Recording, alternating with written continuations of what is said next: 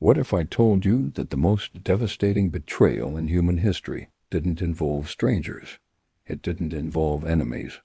It involved a mother and a daughter's fiancé. Picture this, a bride walking down the aisle on what should be the happiest day of her life, but instead of carrying flowers, she's carrying evidence. Evidence that will destroy two people she loved most. Evidence that will turn a wedding into a courtroom. And evidence that will leave a family shattered beyond repair. The woman in the white dress? Her name was Isabella Montenegro. The man at the altar? Vincent Torres. And the woman in the front row, dabbing tears of what everyone thought was joy? That was Isabella's mother, Elena Montenegro. But those weren't tears of joy. They were tears of guilt. Because Elena knew what Isabella had discovered. She knew the wedding was about to become a war zone. And she knew that in less than 10 minutes, her entire world would collapse in front of 50 witnesses. This is the story of how love became revenge, how trust became poison, and how a wedding day became a crime scene without a single drop of blood being spilled. Welcome to Crime Vault, your home of true crime, dark mysteries, and deep investigations. In the heart of the city, where shadows dance and secrets sleep, the scales of justice are often tipped by unseen hands. But let's rewind.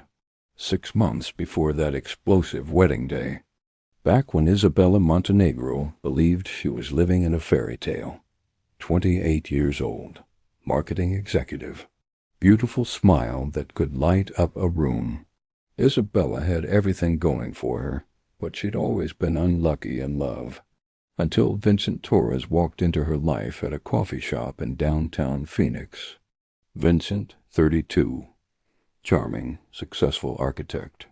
The kind of man who remembers your coffee order after meeting you once. The kind of man who sends flowers to your office for no reason. The kind of man who makes you believe in soulmates again. Their first date lasted 8 hours. They talked until the restaurant closed, then sat in his car until sunrise, sharing stories about their childhoods, their dreams, their fears. Isabella called her best friend, Sophia, that morning and said 5 words that would haunt her forever. I think he's the one. But here's what's chilling about this story. Vincent wasn't just charming Isabella. He was studying her, learning her weaknesses, mapping out her vulnerabilities. Because predators don't just hunt randomly. They hunt strategically. And Isabella's biggest vulnerability? Her relationship with her mother. Elena Montenegro had raised Isabella alone after her father died when she was 12. Elena worked double shifts as a nurse to pay for Isabella's college. She sacrificed everything for her daughter, and Isabella worshipped her for it. My mom is my best friend, Isabella would tell people. We talk every day. She's the strongest woman I know. Elena was strong. But strength and morality aren't the same thing. And Vincent Torres was about to exploit that difference in ways that would destroy both women forever. The first time Vincent met Elena was at Isabella's birthday dinner. Isabella watched nervously as her 2 favorite people sized each other up. Would they like each other? Would Elena approve? She needn't have worried. They got along perfectly. Too perfectly. Elena laughed at Vincent's jokes. Vincent complimented Elena's cooking. They discovered they both loved old movies, both hated modern music, both shared the same political views. By the end of the night, Isabella was thrilled. Mom loves him, she texted Sophia. This is perfect. But perfection is often an illusion, and sometimes it's a trap. Over the next few months, Vincent became a fixture in both women's lives. He'd stop by Elena's house to fix things Isabella couldn't handle. He'd take Elena to lunch when Isabella was busy at work. He'd call Elena for advice about surprising Isabella. He's so thoughtful, Elena would tell her daughter. You found a good one. Isabella agreed. She was planning their future, dreaming of children, imagining growing old together. She was so blinded by love that she missed the signs, the subtle changes, the way Vincent's attention seemed split, the way Elena started dressing differently when Vincent was coming over. But here's the thing about betrayal. It doesn't happen overnight. It's a slow burn, a gradual erosion of boundaries, a series of small compromises that lead to one massive destruction. And by Christmas, 7 months after they'd met, Vincent Torres wasn't just Isabella's boyfriend anymore. He was something much more dangerous. He was family. But family can be the most dangerous word in the English language, because when family betrays you, there's nowhere to hide, no safe space left, no sanctuary. Isabella was about to learn that lesson in the cruelest way possible, because while she was planning her engagement announcement, Vincent and Elena were planning something else entirely, something that would make Isabella question not just their loyalty, but her own sanity. The first crack appeared on New Year's Eve, and it started with a lie so simple, so believable, that Isabella almost missed it. Almost. New Year's Eve, 2023. Isabella had been looking forward to this night for weeks. She'd bought a new dress, made reservations at their favorite restaurant, even booked a hotel room for a romantic night away from the world. But at 4 p.m., Vincent called with disappointing news. Food poisoning. Horrible stomach bug. He could barely get out of bed, let alone go out for dinner. "I'm so sorry, Bella," he said, using his pet name for her. "I've been sick all day. I don't want you to catch whatever this is." Isabella was disappointed but understanding. That's what you do when you love someone, right? You put their health first. She canceled their plans and decided to spend a quiet night at home with her mother instead. "Mom?" she called Elena around 6. "Vincent's sick, so my night just opened up. Want to have our own little celebration?" The pause was too long. Just 3 seconds too long, but Isabella noticed. "Oh, sweetie, I already made plans. I'm going to that New Year's party at the hospital. You remember the one I mentioned?" Isabella didn't remember any party. Elena rarely socialized with her co-workers. She was more of a Netflix and wine kind of person. But people change, right? Maybe her mother was finally getting out there, making new friends. "That's great, Mom. Have fun." But something nagged at Isabella. Call it intuition. Call it paranoia. Or call it what it really was. Her subconscious mind picking up on patterns her conscious mind wasn't ready to accept. She spent New Year's Eve alone, scrolling through social media, watching other couples celebrate while hers was allegedly bedridden with food poisoning. Around 11 p.m., she decided to surprise Vincent with some homemade soup. Maybe a quick visit would cheer him up. Vincent lived in an apartment complex 20 minutes from Isabella's house. She'd been there dozens of times, had her own key. As she pulled into the parking lot, soup container in hand, she noticed his car was gone. Weird. Maybe he'd dragged himself to a pharmacy for medication. She used her key to let herself in. The apartment was dark, empty, and it didn't smell like sickness. It smelled like cologne, Vincent's cologne, but stronger than usual, as if he'd just gotten ready to go out. Isabella stood in that dark apartment, soup growing cold in her hands, trying to make sense of what she was seeing, or rather what she wasn't seeing. No tissues scattered around, no medicine bottles, no signs of illness whatsoever. Her phone buzzed. A text from Vincent. "Feeling worse. Going to sleep early. Love you." But Vincent wasn't home. Vincent was somewhere else, and he was lying about it. That's when the questions started. Small questions that would grow into bigger questions. Questions that would eventually lead to answers Isabella never wanted to find. Where was Vincent, really? Why lie about being sick? And why did Isabella suddenly feel like she was missing pieces of a puzzle she didn't even know she was supposed to be solving? She left the soup on his counter and drove home, her mind racing. When she tried calling her mother to talk through her confusion, Elena didn't answer. Still at that hospital party, presumably. But the next morning, when Isabella called to check on Vincent's health, he answered on the first ring. Bright and cheerful, completely recovered. It was the weirdest thing, he said. I felt terrible all night, then woke up this morning feeling perfect. Must have been a 24-hour bug. A 24-hour bug that required leaving the apartment? Isabella didn't ask that question out loud. Not yet, but she filed it away. The first entry in what would become a catalogue of lies. Over the next few weeks, more inconsistencies appeared.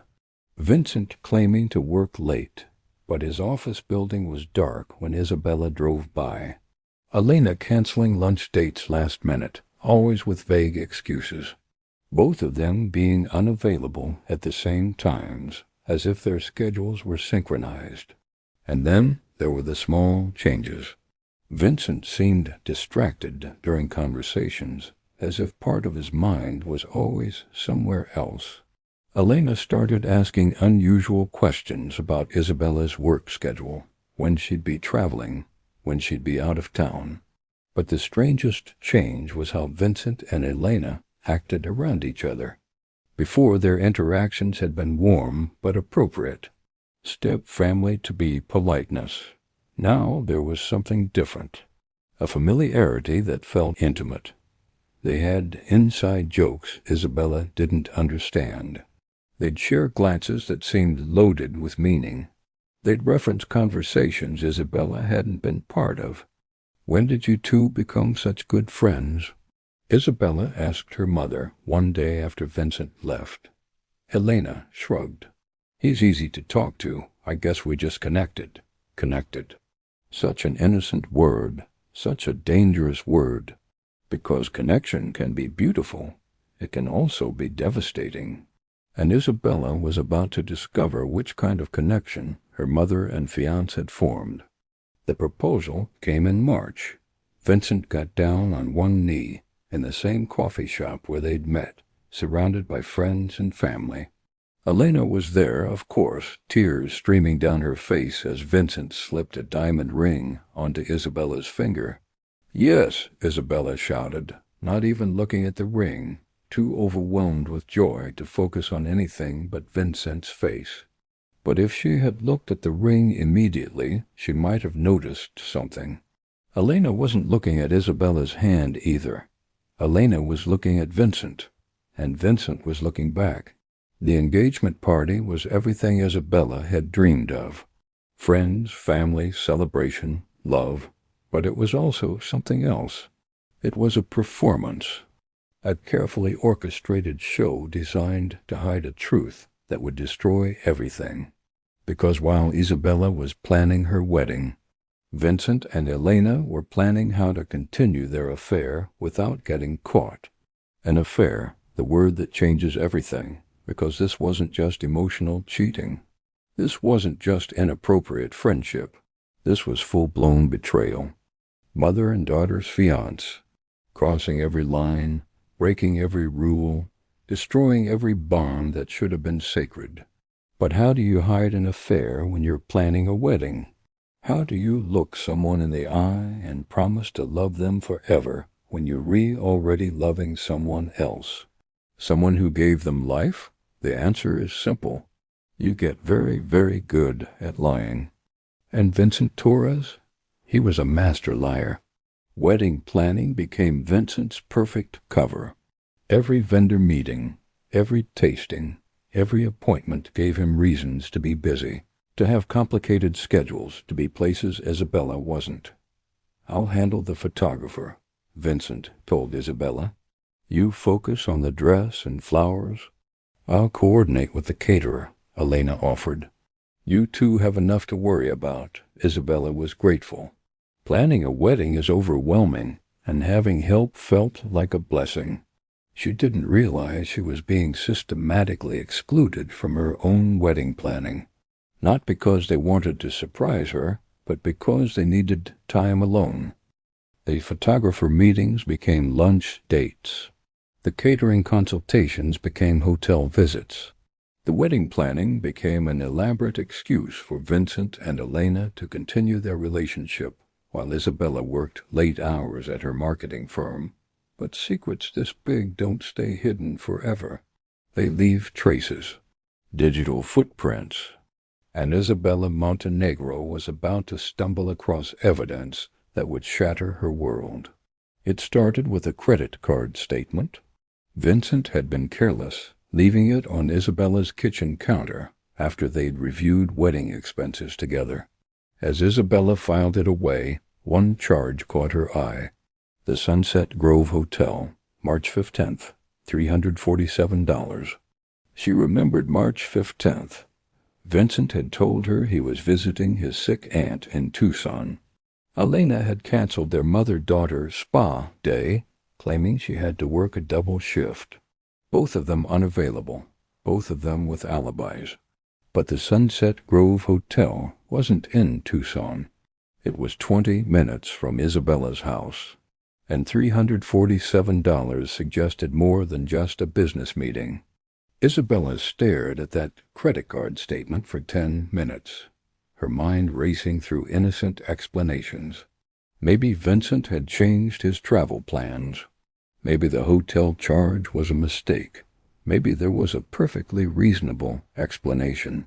But deep down she knew, the way you know when you're being lied to. The way your body recognizes betrayal before your mind is ready to accept it. She didn't confront Vincent immediately. Instead, she did what many betrayed partners do. She started investigating. Not because she wanted to find evidence, but because she desperately wanted to find innocence. She wanted to be wrong. Isabella began paying attention to details she'd previously ignored. Vincent's shower schedule after he visited Elena. Elena's changed perfume, suddenly wearing something more expensive, more seductive. The way they both got quiet when Isabella entered rooms unexpectedly. The way Vincent's phone was always face down now. The way Elena deflected questions about her social life. The way both of them seemed to know things about Isabella's schedule that she hadn't told them. And then there were the gifts. Vincent gave Isabella beautiful presents, but he also started giving Elena gifts. Just thanking her for all her help with wedding planning, he'd say. Expensive gifts, intimate gifts, a silk scarf, designer perfume. A piece of jewelry Elena wore constantly, but never acknowledged came from Vincent. Isabella felt like she was losing her mind. Every day brought new questions, new inconsistencies, new reasons to doubt her own perceptions. Gaslighting is a form of psychological torture, and Isabella was being tortured by the two people she trusted most. "You seem paranoid lately," Elena told her daughter one evening when Isabella asked too many questions about Elena's whereabouts. "You're stressed about the wedding," Vincent said when Isabella questioned why he'd been unreachable for 4 hours on a Tuesday afternoon. They were rewriting Isabella's reality, making her question her own instincts, making her feel crazy for noticing things that were actually happening. But the truth has a way of surfacing, even when it's buried under layers of lies and manipulation, even when everyone involved is invested in keeping it hidden. The breakthrough came in May, 2 months before the wedding. Isabella was helping Elena organize some boxes in her mother's closet when she found something that stopped her cold. A receipt, crumpled up, probably thrown away and retrieved later. From Victoria's Secret, dated April 3rd, for lingerie Isabella had never seen her mother wear. Lingerie purchased on the same day Vincent claimed to be in San Diego for a work conference. The same day Elena said she was too sick to attend Isabella's bridal shower dress fitting. Isabella held that receipt with shaking hands. She could hear Elena moving around downstairs, probably making lunch, probably humming happily, like nothing was wrong. But everything was wrong. Everything Isabella believed about her life, her family, her future, all of it, was built on lies. The receipt was just paper, but it felt like holding dynamite. That night, Isabella couldn't sleep. She lay next to Vincent in bed, listening to him breathe, wondering who he really was. This man she'd planned to spend her life with. This man who was supposed to protect her. This man who was betraying her with her own mother. She waited until Vincent was deeply asleep, then carefully reached for his phone. She'd never violated his privacy before, never felt the need to. Trust had always been the foundation of their relationship, or so she thought. Vincent's phone was password protected, but Isabella knew him well enough to guess it. Her birthday, 628. The screen unlocked. And that's when Isabella's world ended. Not with violence, not with screaming, not with drama. With silence. With the soft glow of a phone screen in a dark bedroom. With text messages that confirmed every horrible suspicion she'd tried to talk herself out of. Message after message. Vincent and Elena. Intimate messages. Sexual messages. Messages about meeting times and hotel rooms, and lies they'd told Isabella. Messages about the wedding, about how they'd continue their relationship after Vincent and Isabella were married. Photos, messages, plans, evidence of a betrayal so complete, so calculated, that it took Isabella's breath away. She scrolled through months of deception, every lie documented, every secret meeting planned in writing, every tender moment between Vincent and Elena captured in text form. But the worst message was a most recent one, sent just hours earlier. Vincent to Elena. 2 months until the wedding. 2 months until we really have to be careful. But it'll be worth it. I love you both in different ways. Love you both. As if Isabella was just another possession. As if her heart was something to be managed rather than treasured. As if her future was just an inconvenience to be navigated around. Isabella read that message 3 times. Then she carefully placed Vincent's phone back where she'd found it. She stared at the ceiling until sunrise, her mind cataloging every lie, every manipulation, every moment of betrayal she'd been too trusting to see. By morning, Isabella Montenegro had transformed. She was no longer a naive bride-to-be. She was no longer a trusting daughter. She was a woman who had been betrayed by the 2 people she loved most, and she was planning her revenge. Revenge, it's a word that changes people. It transforms victims into something else entirely, something more dangerous. Isabella had 2 months to plan her response. 2 months to decide how to handle the most devastating betrayal imaginable. 2 months to choose between confronting them privately or exposing them publicly. She chose public humiliation. She chose to turn her wedding day into their judgment day. But revenge requires patience. It requires acting normal while your heart is breaking. It requires looking your betrayers in the eye and pretending you still love them. For 2 months, Isabella Montenegro became the best actress in Phoenix, Arizona. Have you ever had to pretend everything was fine when your world was falling apart? Have you ever had to smile at someone who was destroying you?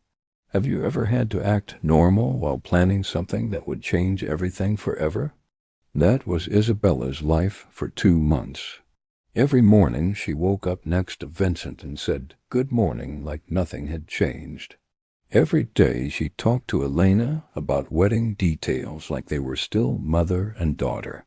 Every night she went to sleep next to a man who was texting her mother in the bathroom.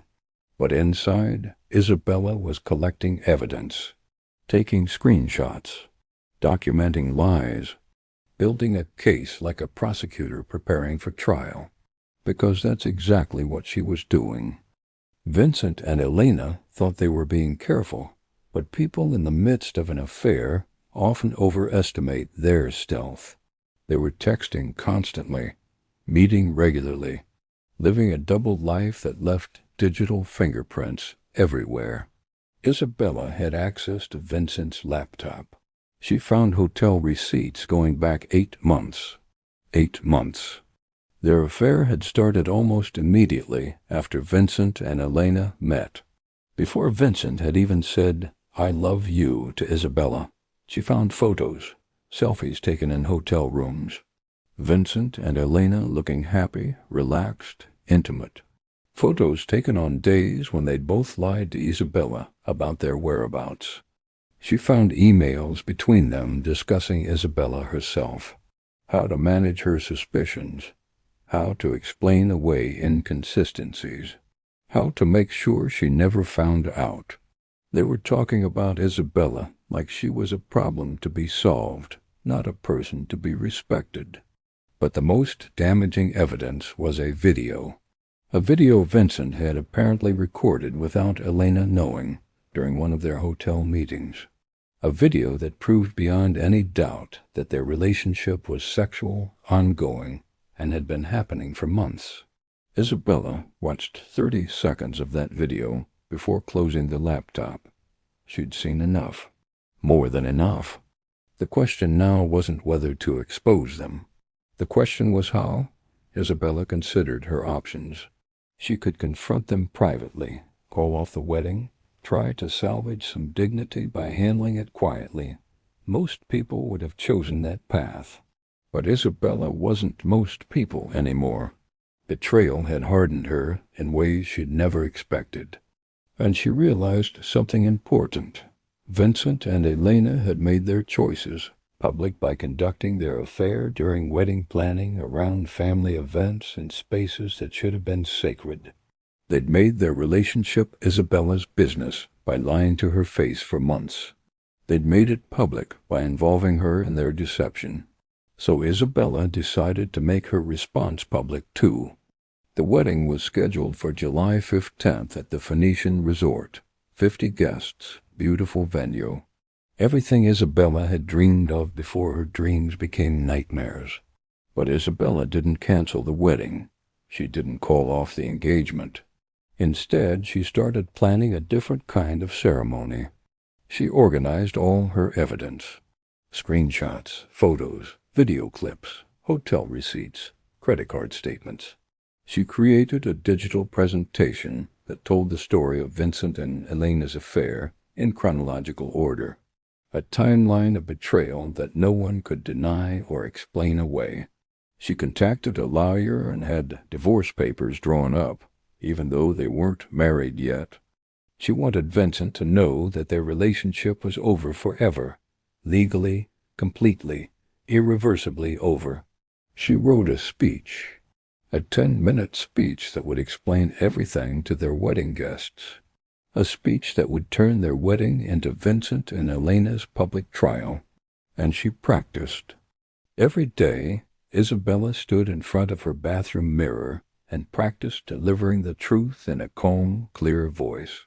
She practiced staying composed while destroying 2 people she'd once loved. Because that's what revenge requires. Control, precision, the ability to stay calm while the people who hurt you fall apart.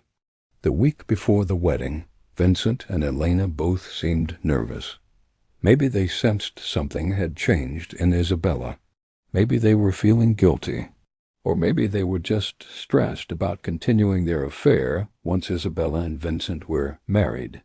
"You seem distant lately," Vincent said 3 days before the wedding. Isabella looked at him across the dinner table.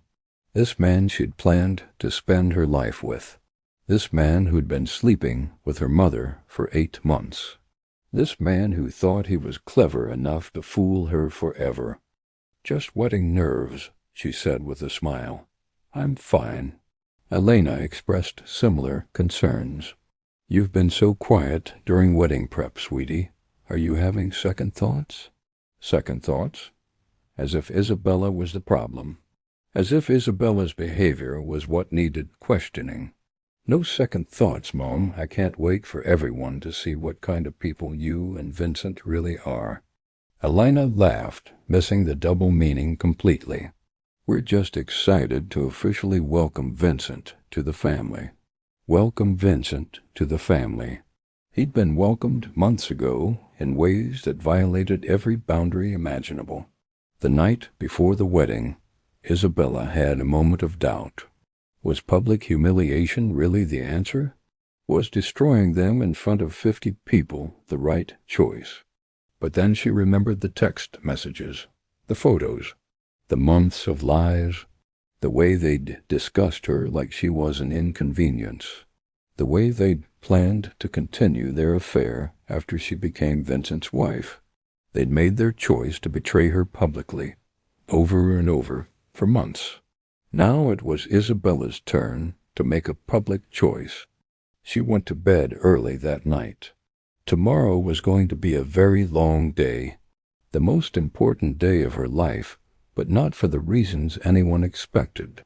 Vincent stayed at a hotel the night before the wedding, traditional bad luck, to see the bride. Isabella was grateful. She needed space to prepare mentally for what she was about to do.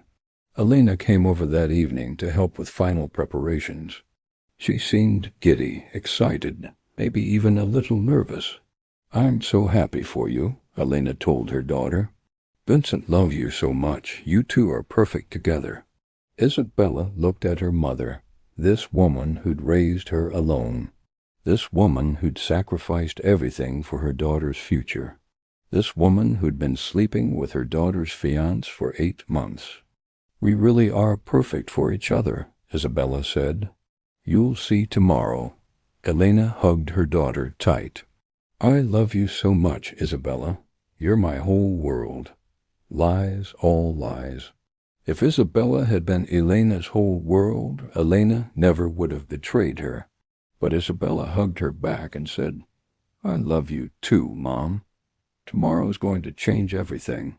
Elena left around 10 p.m. Isabella spent the next hour organizing her evidence one final time, making sure every screenshot was clear, every document was readable, every piece of proof was undeniable.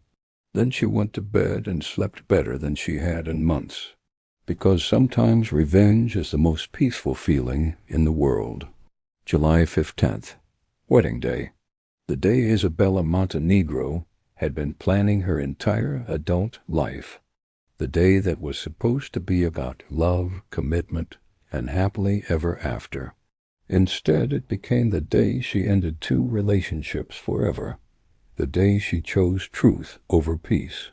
The day she turned a celebration into a reckoning. The guests arrived expecting a wedding. They got something very different. They got justice. The Phoenician resort was gorgeous that July morning. Desert sunshine, perfect weather, flowers arranged exactly as Isabella had requested months earlier, when she still believed in fairy tales. The guests arrived smiling, dressed in their wedding finest. Vincent's family, Isabella's friends, Elena's co-workers, neighbors who'd watched Isabella grow up. 50 people who thought they were about to witness a beautiful beginning. They had no idea they were about to witness the most spectacular ending in Phoenix wedding history.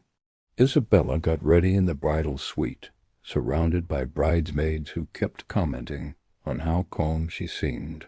Most brides are nervous wrecks on their wedding day, but Isabella was serene.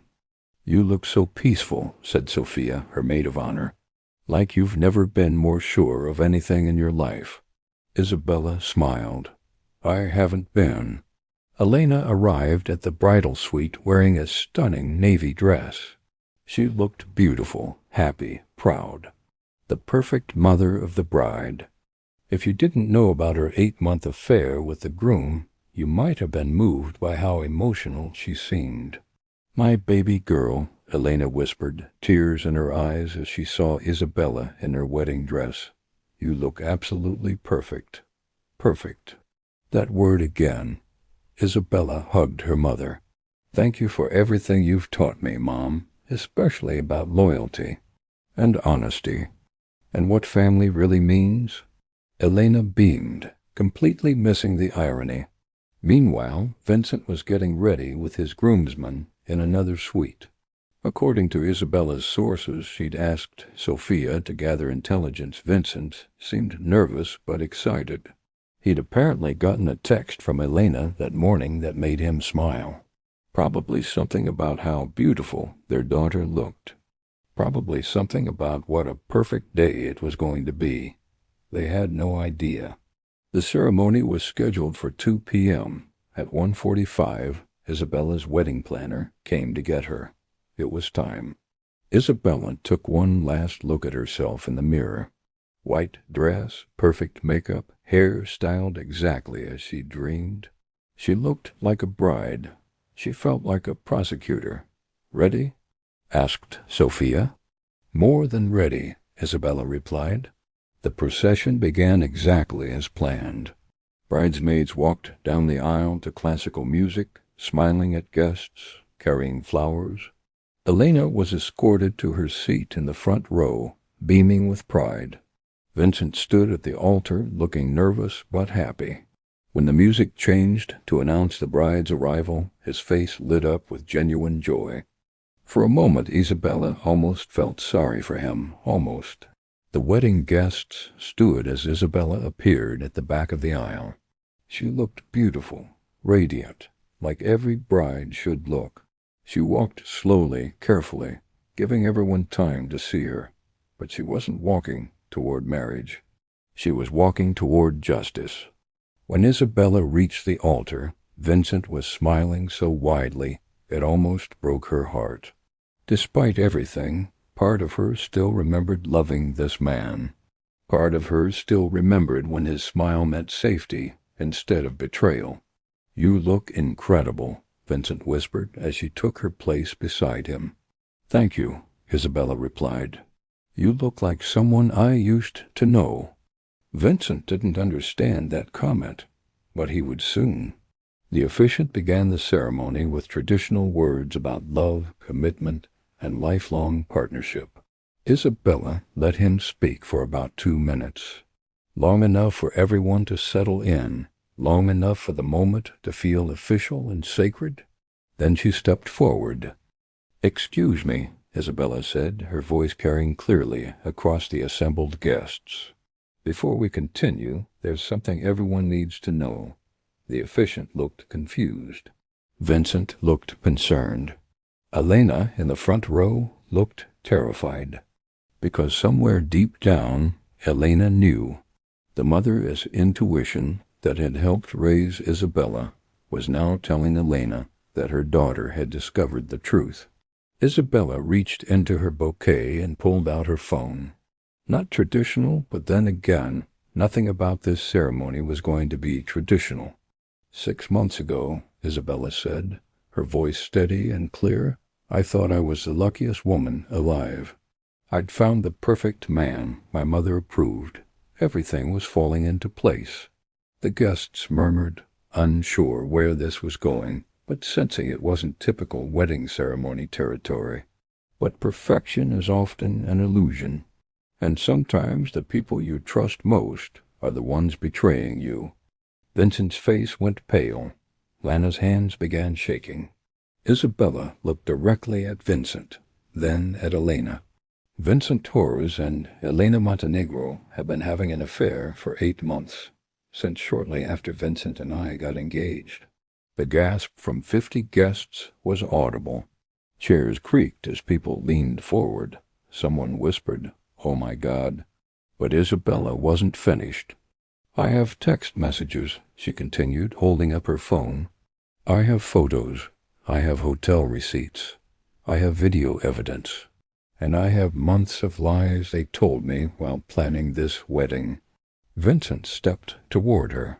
Isabella, please, let's talk about this privately. Privately.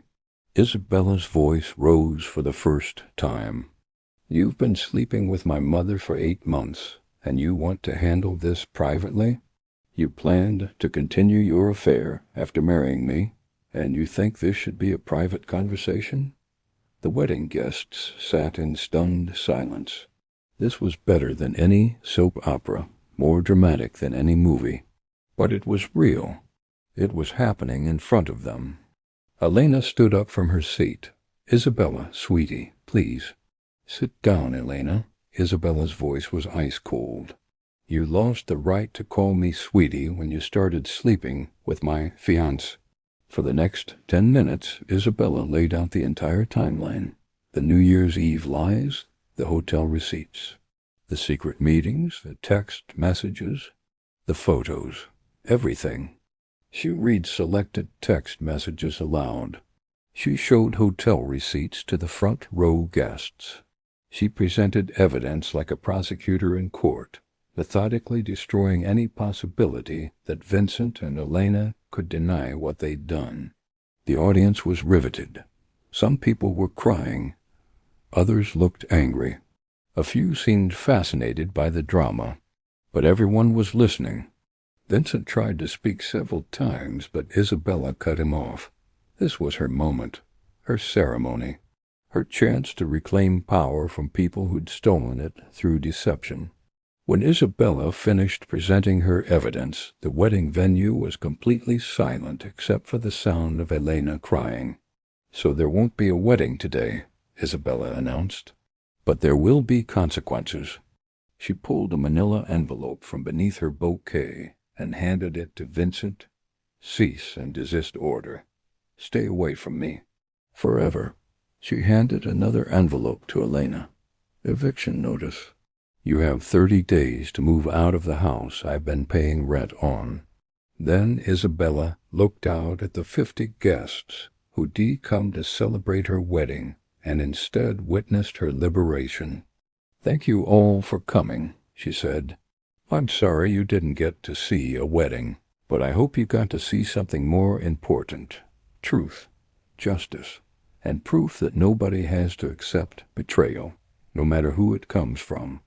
Isabella walked back down the aisle, alone, leaving Vincent and Elena standing at the altar in shock.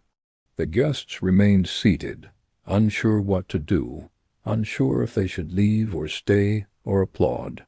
As Isabella reached the back of the venue, she turned around one last time. "Vincent, Elena," she called out. "Congratulations, you deserve each other." Then Isabella Montenegro walked out of the wedding venue and into the rest of her life, free from lies, free from betrayal, free from people who'd proven they didn't deserve her trust. The aftermath was swift and brutal. Elena moved out within 2 weeks. Vincent left town entirely, unable to face the social consequences of his actions. Neither ever tried to contact Isabella again. Some people said Isabella's revenge was too harsh. Others said it wasn't harsh enough. But Isabella didn't care what people said. She'd chosen truth over comfort, justice over peace, self-respect over social convention. And for the first time in months, Isabella Montenegro could sleep peacefully. Because sometimes the most loving thing you can do for yourself is... Welcome to Crime Vault, your home of true crime, dark mysteries, and deep investigations. In the heart of the city, where shadows dance and secrets sleep, the scales of justice are often tipped by unseen hands.